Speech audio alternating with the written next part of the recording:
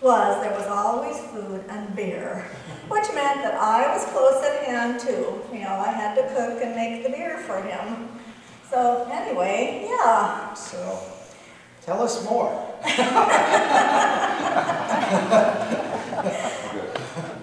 Well, Martin used to like to call me his favorite rib. And I never quite understood it, but he thought it was so funny. And he talked about Adam and Eve, and I don't know. But there were lots of Martin's jokes that I didn't get.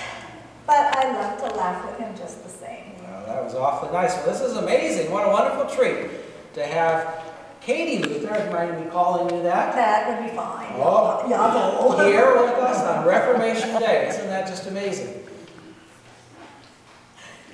I think you want to set this record straight. Okay, well, let me put this down so then I might, then I won't be quite so distracted. That's quite a beautiful, it actually has, there she is. There you are. I have my own line, you know. I don't know.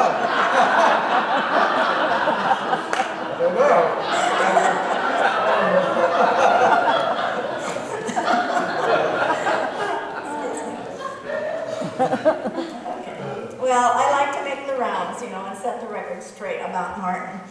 Poor Luther is often misunderstood, and his message of God's grace still gets sidetracked and watered down. Oh, really? That's interesting. What do you mean? Well, perhaps my favorite book by Martin was called The Freedom of the Christian. Yes, I not only read his books, I was, I think, what you would say today, his proofreader. Really? Yeah. Poor Martin was a lousy speller.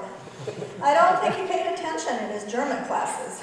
He was too much of a daydreamer, but in his book he said, "A Christian is perfectly free, subject to none. God's grace has set us free once and for all." I think your gospel lesson today says the same thing. And yet, because of that freedom we now live in Christ. And through Christ we are servants to all and are Christ to one another. But the reason we should serve one another and God is not to get some reward or to be sure to get into heaven, but simply because we are free to love, and love makes us want to do God's will. Wow, that's some pretty good preaching there, Katie. Did you help Luther with his sermons and his preaching? Well, not really, but you have to understand, his classrooms and the church office was really right in their kitchen. So every night there were always plenty of guests for dinner. God only knows how we fed all those mouths, plus our own 6 children. But I always was invited to add my opinion, and you better believe I did. I guess that's why Martin always liked to refer to me as his own little theologian, and said that my words were like a brilliant light. I guess that was my favorite nickname that he used for me, the Morning Star of Wittenberg. Oh, that's pretty nice. Yeah, I like that. We often heard versions about how you met and were married. Something about rescuing you from a convent, and something about fish barrels? Oh, yeah. I must admit, probably that what you've heard is all true. It sounds like a fairy tale, but it is all fact. You see, when I was only 5 years old, my mother died, and I was sent to live in a convent for schooling. By age 10, the other nuns decided that I was to become a nun too. I was only 16 when I took my vows. I hardly knew what I was doing, but I was expected to live my whole life right there in the convent. My Aunt Lena was a nun and lived there too, and that did make me feel good, to have some family at least nearby. The one positive thing that came from it was that I learned to read. That was pretty rare for a woman in those days. Then a few of the other nuns and myself got our hands on the works of this fellow named Luther. We were deeply moved by his words and needed to hear more, and began to really wonder if God meant a different life for us.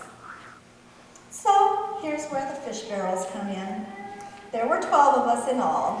One of the nuns' fathers delivered fish, herring to be exact, in big barrels.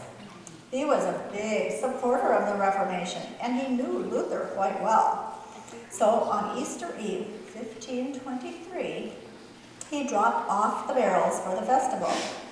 Then later, when he came to pick them up, he hid in the barrels. Oh, yeah. Boy, was it stinky. Then later, when he came to pick them up, but it was well worth our freedom.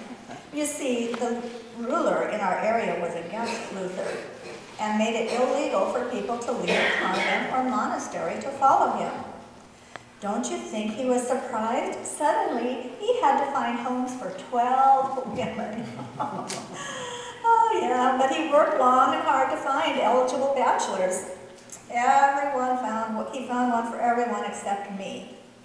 For some reason, he always had an excuse.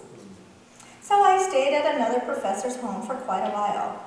He had to know that I had eyes for him.